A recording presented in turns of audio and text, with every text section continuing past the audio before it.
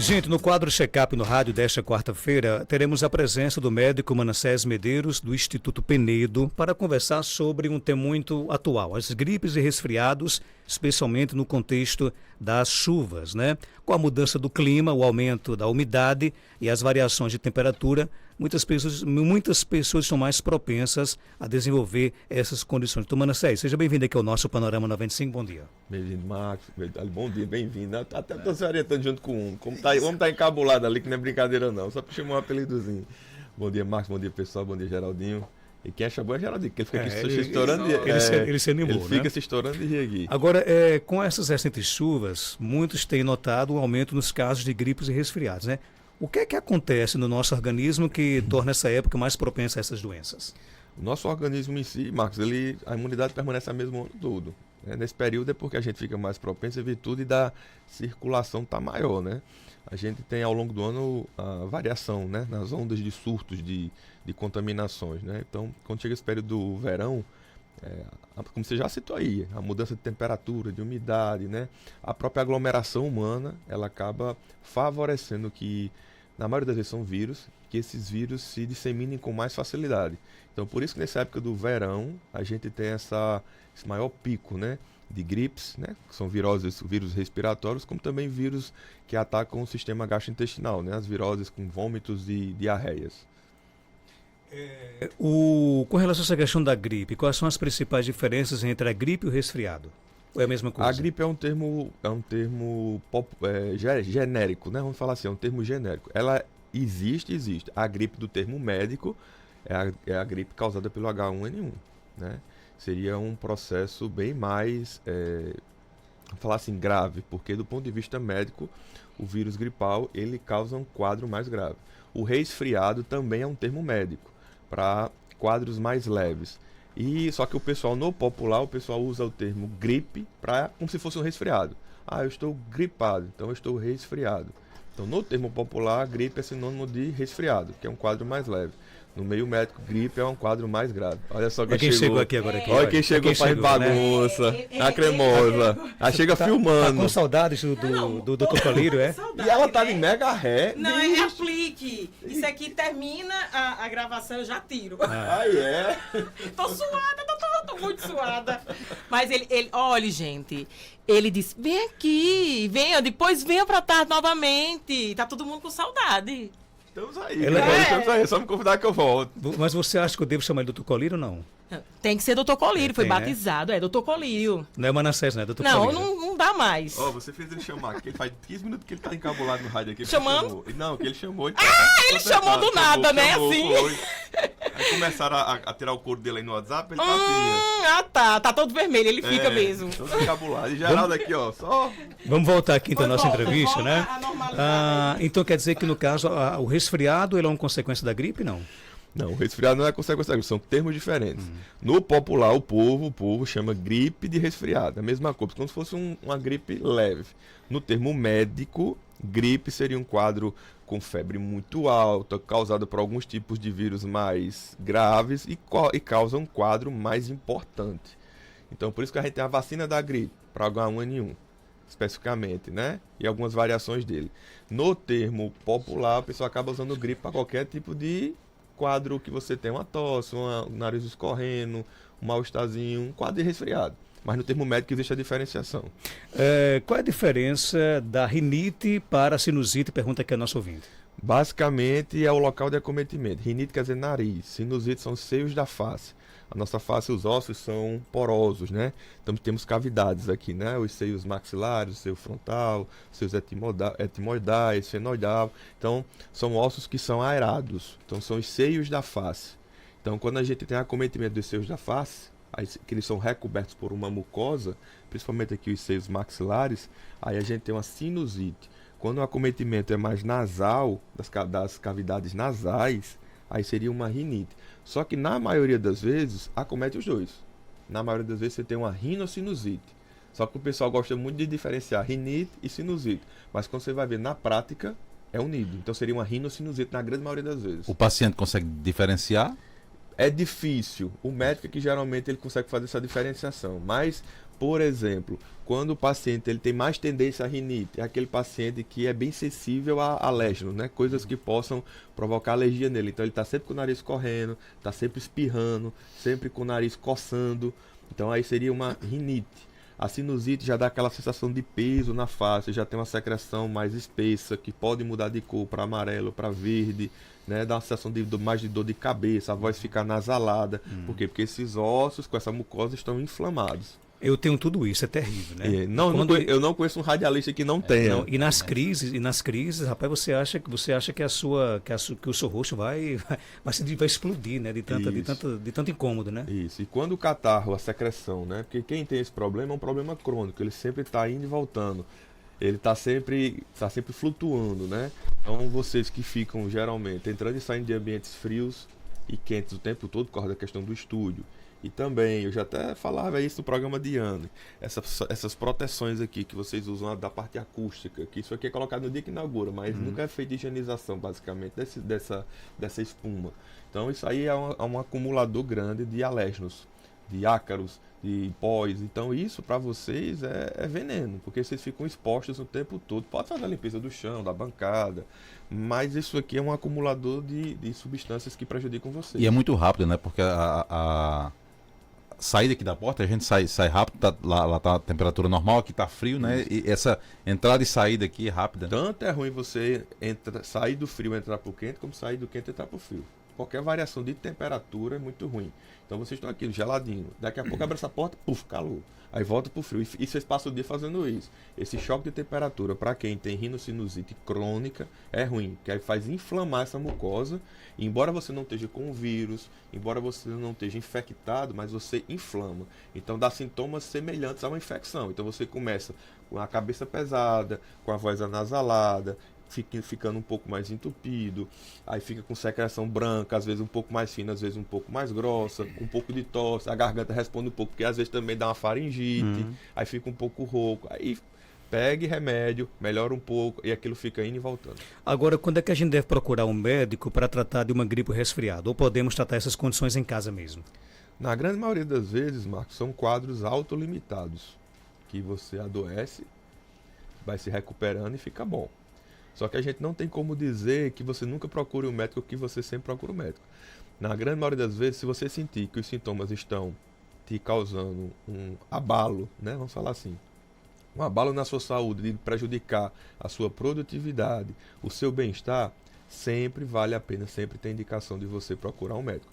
Se você tem sintomas muito leves, que você já passou por várias vezes aquela doença, sintomas muito leves, e você já sabe que muitas vezes com um sintomático, você toma um remédio para dor de cabeça, eu tomo um antialérgico e fico bom por 3, 4 dias, e você sente que é um quadro leve, porque a gente tem aquela sensação, não, aqui é uma gripe leve, vamos falar, olha, em termo popular, aqui é uma gripe leve, a gente usa como termo popular, aqui é uma gripe leve, e me recupero, beleza, muitas vezes você consegue se autotratar dessa forma. Mas quando você sente que o seu corpo realmente fica debilitado, sempre é bom passar pelo médico, porque às vezes você pensa que é um quadro mais leve, quando você vai ver, não é. O nosso ouvinte Gregório Neto, dos produtos do Frango Bom Tudo, agora me lembrei do Frango Bom Tudo, né? Ele faz uma pergunta aqui para o doutor Manassés, ele quer saber o seguinte, ele diz que acha que quando sai, por exemplo, no bafo de chuva, bafo quente, ele pega gripe. Isso é mito ou é verdade?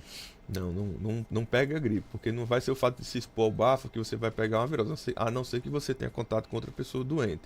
Essa questão do bafo de chuva, que isso é cultural, pegou o bafo e gripou, é basicamente esse choque de temperatura que a gente falou.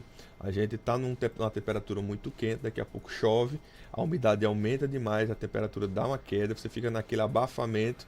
É como se você fizesse um abafador, Marcos. Você está em casa, tem gente que ainda faz, pega uma panela, bota água quente, aí coloca uma infusão com alguma erva, coloca um pano na cabeça e fica tomando aquele bafo na cara para ficar respirando, porque diz que libera, melhora os pulmões, que melhora a respiração, tira a secreção. Aquilo ali é um abafador. Aquela umidade faz que um catarro preso comece a sair. Quem gosta de fazer abafador, que é uma coisa bem antiga que o pessoal fazia. Funciona? Funciona. Se você tiver uma secreção, pela umidade é como se você fizesse uma nebulização. É como se fosse uma nebulização. Então o bafo de chuva ele é benéfico, então? Nesse caso agora do bafo de chuva, para quem tem sensibilidade, vamos dizer você. Como Gregório, por exemplo. Pronto, isso, Gregório, por exemplo, ele já tá tirando onda, viu? Tá. Então para quem tem sensibilidade. Eu conheço o Gregório. Para quem tem sensibilidade, com essas temperaturas. Se você pegar um bafo de chuva, você vai sentir que você vai inflamar. Mas isso não é a grande maioria, só que é aquela coisa, o pessoal transmite isso ao longo das gerações dizendo que o bafo de chuva vai lhe adoecer. Mas tem gente que pode pegar 300 bafos de chuva no ano e não vai sentir nada, porque ele não tem sensibilidade à mudança de temperatura.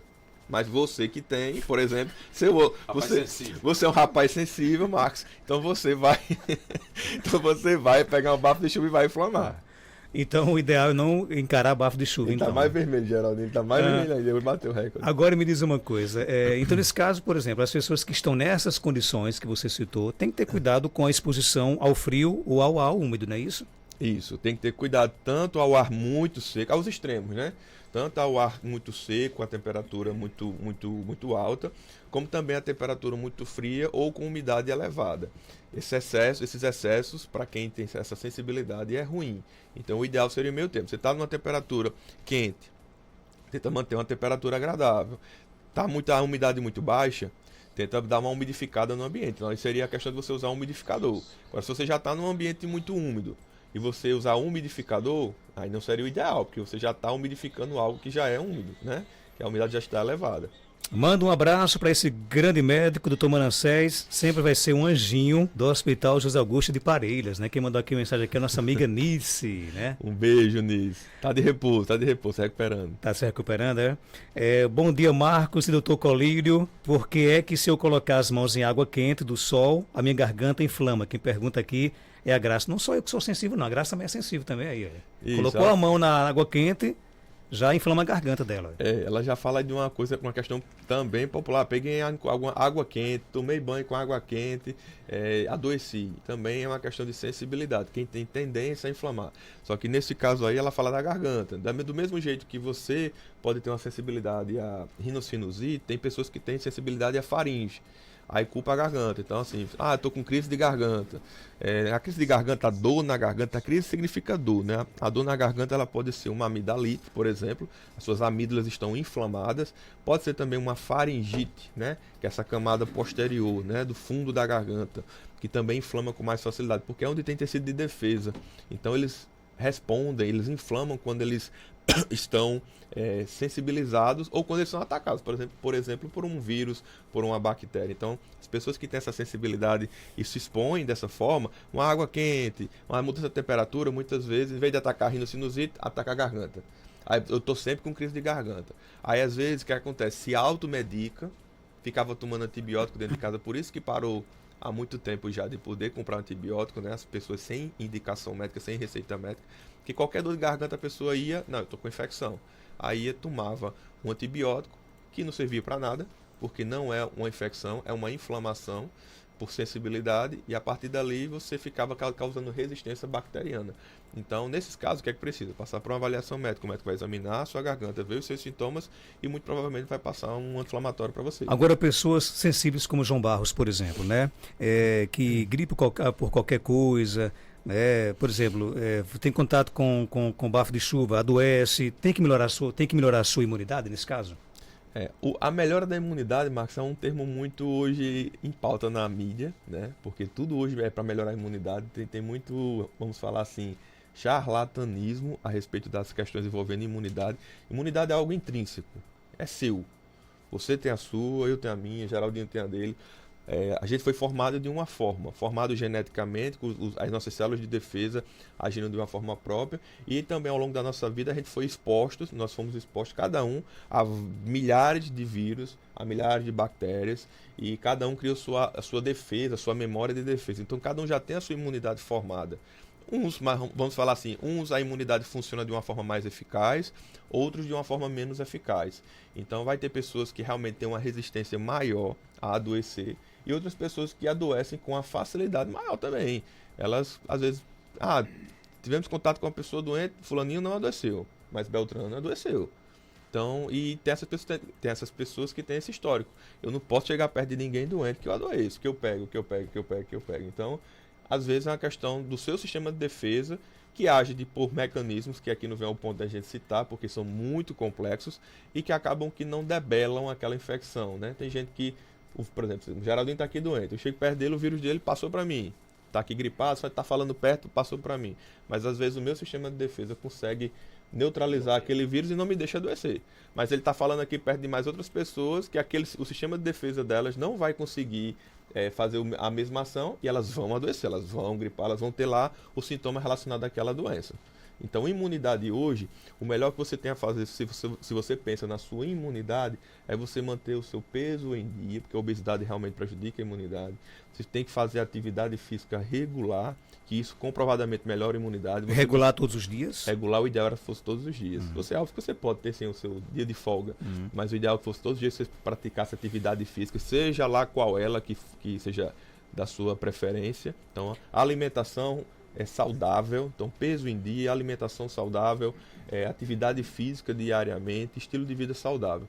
Por isso está tão em voga também estilo de vida saudável. Isso melhora a imunidade. Não vocês saírem por aí tomando mundos e fundos de suplementos que o pessoal, que influencers colocam na internet e que vem se disseminando com o propósito de dizer que vai melhorar a sua imunidade.